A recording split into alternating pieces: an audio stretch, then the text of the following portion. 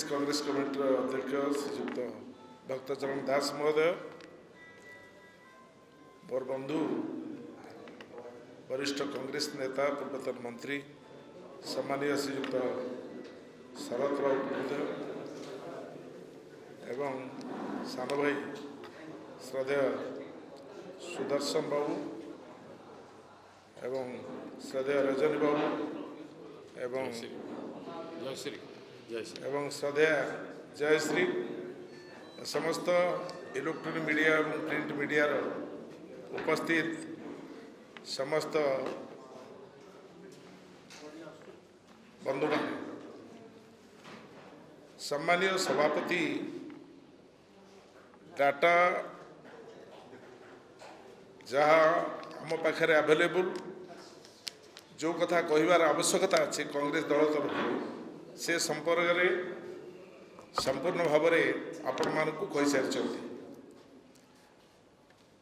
मु केवल एति कहवाई चाहे बीजेपी महाराष्ट्र निर्वाचन चोरी करी जीति एक कथा केवल राहुल गांधी कहूना एक कथा समग्र भारत वर्षर जेकोसी गणतंत्र को विश्वास करुवा लोक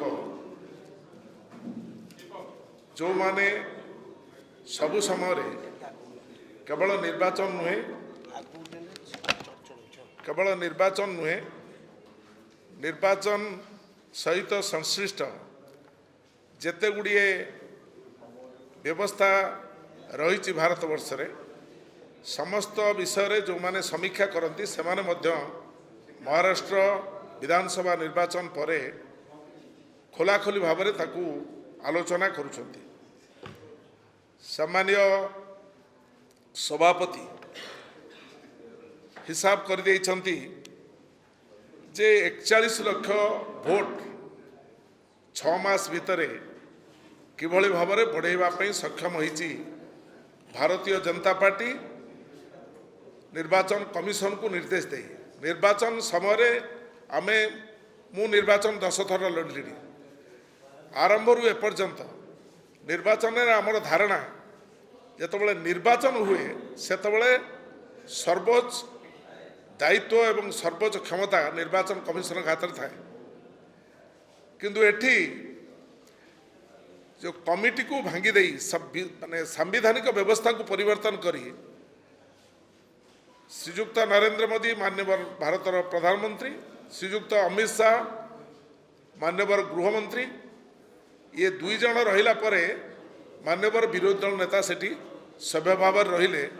एवं सबुठारु जे निरपेक्ष माननीय सुप्रीम कोर्टर प्रधान विचारपति तांकु एठू बात कर दिया गला तांकु बात कर दिया जे परे केवल माननीय विरोधी दल नेता हेटी जणिए रहिले एवं दुई जन जाक एकमत हो गले एवं से गुजरात रु जड़े वरिष्ठ ऑफिसर को आईएएस ऑफिसर को आनिकी निर्वाचन कमिशन भाव में निजुक्ति देले से निजुक्ति रे जतबेले 3 जनकर मत कथा आसीबो केही भी प्रतिवाद करि परिबेने एवं तांको सहित तांकर जेमति सतरे कंडीशन थिला जेते निर्वाचन आसीबो हमकु तुमको जितेबा को पड़िबो एवं तार नमूना सद्रूप नमूना स्वरूप जेतबेले ओडिशा राज्य रे निर्वाचन हला लोकसभा एवं विधानसभा साथी रे हला एवं सम्मानीय सभापति कहले फुलवाणी ठू आरंभ कर जो जो उदाहरण देले मुझे रिपीट करने चाहेनी ताकू जदि हिसाब करेंगे ओडिशा रे बीजेडी बीजेपी गोटे मसुदा करी एकाठी लड़ार निष्पत्ति लड़ुले से लड़ाई सफल है नहीं लोकसभार समुदाय भोट ए मैच फिक्सिंग रे इलेक्शन कमिशन ज्ञातसार रे समुदाय भोट बीजेपी को चलीगला एवं बीजेडी किछि सीट बंचेला एवं एभली परिस्थिति है जो 5-6 जन विधायक जीति से जन सांसद भी जीति पारे एथर खोलाखोली भाव में गाँव जो माने भोट दियंती हलिया मुलिया लोक भी कहते जे ये कथबार्ता है पार्लियामेंट सीट देदेले ये आसेम्बली सीट नापी चाहिए ये आसेम्बली सीट यहाँ मिलला नहीं एवं ये 51 संतुष्ट हो रही सरकार बीजेपी कला से प्रत्येक व्यक्ति इवन इफ इंटेलेक्चुअली आपण मैंने भी जो आलोचना करछंती अप्रतिष्ठित भाव में ओडिशा रे गोटे बीजेपी सरकार आसी 70 वर्ष स्वाधीनता पर तेणु मोर कहवा कथा होची ये ओडिशा को जदि दृष्टांत करवा एवं महाराष्ट्र को जाकि जदि हिसाब करवा एकथा कहीं जड़े भी स्वीकार करेंगे नहीं जे निर्वाचन कमिशन पूरा चंचकता करी पूरा श्रीजुक्त नरेंद्र मोदी श्रीजुक्त अमित शाह सहित मिसी एक व्यवस्था रे महाराष्ट्र राज्य जेहेतु हाथ चली जाऊला एक पब्लिक परसेप्शन हो जाइथिला भोटर भाभी सारी सेठी कांग्रेस रे मेंट सरकार करिवो इंडिया मेंट सरकार करिवो किंतु एभली भाव में माने एभली परिमाण रे माने जितिले जाको हिसाब कले जेकोसी लोक आश्चर्य हो एवं एक कथा जतबेले संसद रे आलोचना हला माननीय सांसद माने इंडिया मेंटर समस्त सांसद जतबेले आलोचना कले माननीय विरोधी दल नेता श्रीजुक्त राहुल गांधी जतबेले खोलाखोली कहले एवं अल्प दिन तले आप देखिथिबे लास्ट पार्लियामेंट रे श्रीमती प्रियंका गांधी जो कठोर शब्द रे समालोचना करने सहित चैलेंज करिसंती if the election commission has guts he come forward to have this vote in ballot paper एवं एकत्रे जतबेले करताली बाड़ौछंती इंडिया मेंटर सदस्य माने ताकू मध्य किछि लोक जो माने बंचिवा मरिबा अवस्था रे थिले एनडीए मेंटर सांसद माने मध्य तांका हाथ बाज जाइछि करताली मारला बेले खाली प्रियंका गांधी को समर्थन करने नुहे देश प्रति जो विश्वासघातकता होची जो गणतांत्रिक व्यवस्था रे निर्वाचन प्रक्रिया आरंभ होती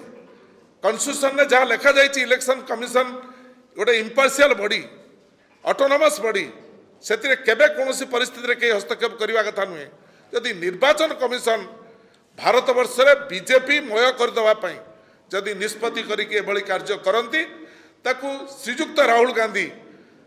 जनमानस नेता जे समग्र देश रे सीधा सड़क भाव में साधारण लोक सहित मिसी समस्या को जी प्रतिपादित करुँच पार्लियामेंट भितर पार्लियामेंट बाहर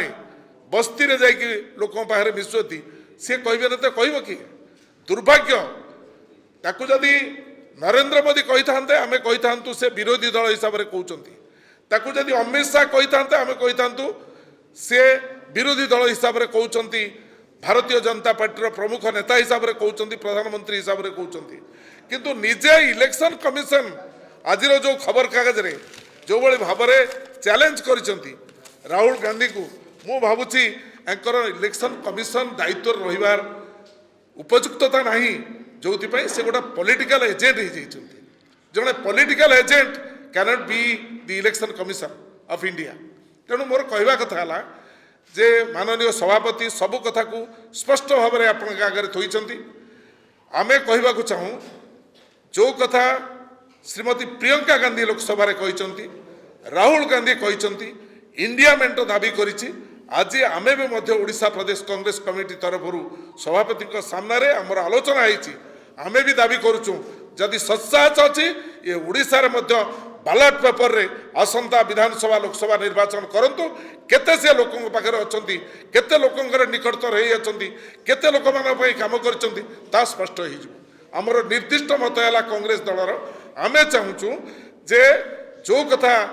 आलोचना होती पार्लियामेंट रे इंडिया मेंटर निष्पत्ति एवं जो कथा को श्रीजुक्त राहुल गांधी लोकसभा